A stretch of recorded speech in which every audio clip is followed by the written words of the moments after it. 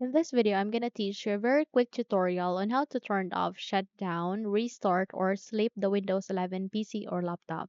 So without any further ado, let's begin. So the very first method that you need to do is you need to navigate here at the start, tap on it, and the moment you've tapped on it, you would be able to open up the window. And from here, please navigate to the side where you can see this power menu icon. Please click on it and eventually you would be able to see this three options where you can restart, shut down, and sleep.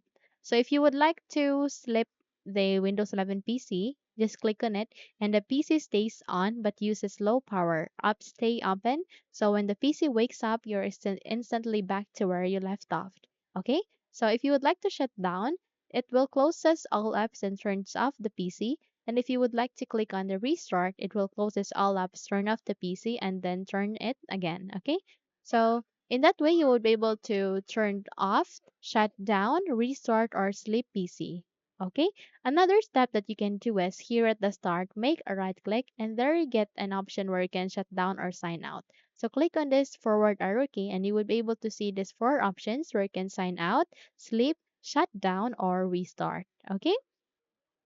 So if you think this video helped you a lot, then please don't forget to subscribe. Hit the like button as well as the bell icon to be updated for more tutorials like this. Thank you for watching and have a good day everyone.